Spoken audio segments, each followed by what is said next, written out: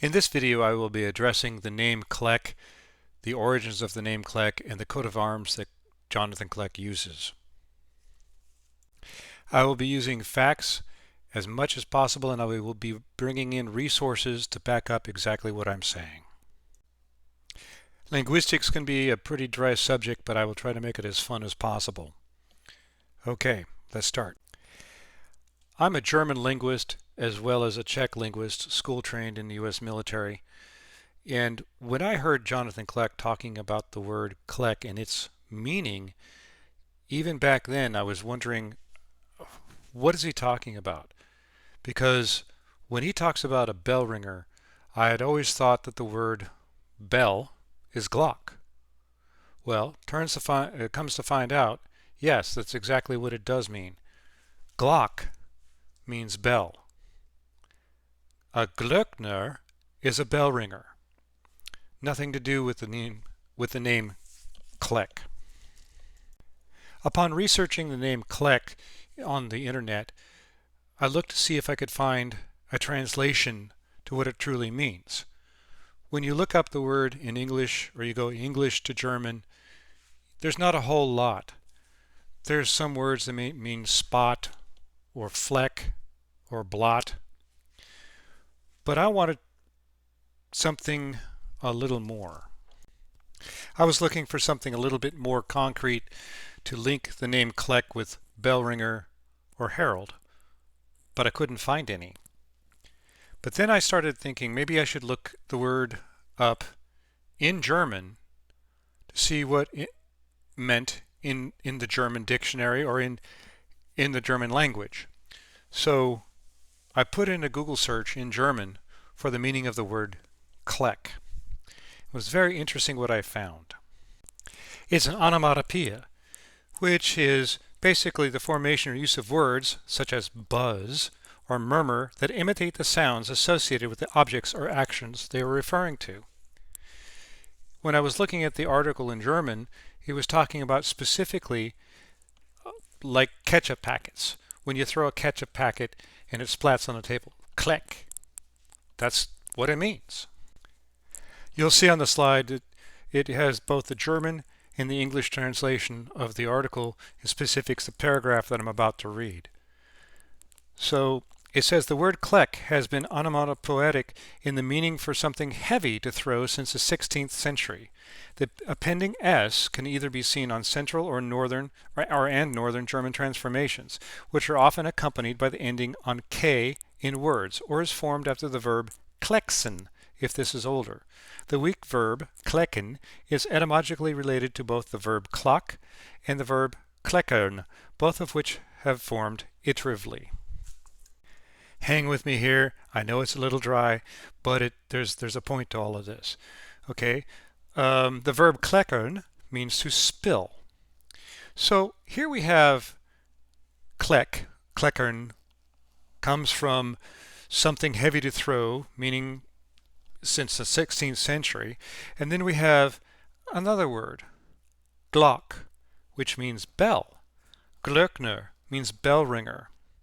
Verkunden means to announce. Vorbote means harbinger. None of these words have any similarity to the word Kleck. They're different roots.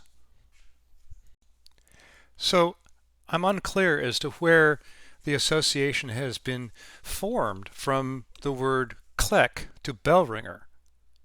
Glock, that's a bell. Glöckner, that's a bell ringer. But these two words don't mean the same, nor do they come from the same roots. And words matter, and origins matter. So the next thing I'd like to address is even in Russian, the word bell ringer is zvonar. Doesn't sound like Kleck. In Czech, it's zvonik. Doesn't sound like Kleck. And that's because the words are not even related at all. Kleck and Glock are two different words. One meaning everything from the little blotch that comes out, or the Kleck that comes out after you squeeze a packet of ketchup, or the sound it makes when it hits the wall, to bell, Glock, bell ringer, Glöckner. The next thing I want to get out here in the open is the coat of arms that Johnny uses. It comes from Belarus, and the coat of arms isn't for an individual, it's for a city in Belarus called Kleck. The formation of the coat of arms in the city of Belarus, Kleck, you've got a crown and a hunting horn. The crown is a ducal crown, and it symbolizes the special status Kleck had as a center of the Duchy of Kleck, which was directly owned by the Grand Dukes of Lithuania in the 14th and 15th century. The hunting horn symbolizes the Radziwill magnate family, which owned Kleck since 1588. The horn is actually from their coat of arms. Now, a thing about a coat of arms. Coat of arms aren't typically passed down from generation to generation. Coats of arms are issued to individuals. So what we have here is a town that kind of sort of sounds like Kleck or Kletsk from Russia. And it has a horn on it, and it's got a crown on it, but they're not related whatsoever. Not whatsoever to the name Kleck. You can have names, you can have words coming from completely different roots and different languages, and they can sound the same, but they don't have the same meaning, and they don't come at all from the same direction of understanding. And that's what we have here.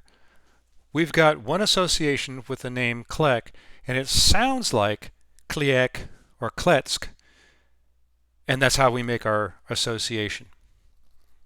That's the only link. So the coat of arms is not from an individual. This particular coat of arms is from a town in Belarus, and it was owned by this family for centuries. And part of this town's coat of arms actually comes from this family's coat of arms. So there's no link. There's no way it could even have any remote possibility of being something that Jonathan Kleck could legitimately claim. The problem with this sort of thing is that we take things at face value. We don't dig deeper on our own to see if these things are true or not. Johnny says it's what it is, and so we believe it, and so we move on. I'm guilty of that. I'm a linguist, and I should have known better. I know that the word Glock means bell, and it has nothing to do with the word Kleck. But it took me almost 2 years, well, over 2 years, to actually make that connection and to understand that, no, it's not what he said it was. It's not what he says it is. So if he says the word Kleck means bell ringer and harbinger, and it doesn't, and he lays claim to a coat of arms that belongs to a city in Belarus that has nothing to do with his name, other than there's a horn on it and a crown. This whole thing is about fact and origins. So what else is he laying claim to that we haven't verified, that nobody's taken the time to look back and see, oh, this is actually the way it is? Because we've taken it all in face value. We've taken it all because he says it's true. But now I've shown you that the word Kleck doesn't mean bell ringer. It doesn't mean harbinger. I've shown you that the coat of arms has got nothing to do with him whatsoever. As a matter of fact, the only association is his name sounds like his last name.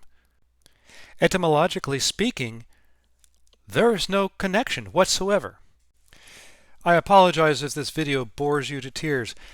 I know facts can be pretty dull. However, it all goes back to what Johnny said, what he lays claim to, and nobody has taken the time to go back and research to see if it's actually true. So I hope this video is somewhat enlightening and gives a better and clearer understanding of some of the key factors that he leans on. His name, his coat of arms. If those aren't true, what else isn't?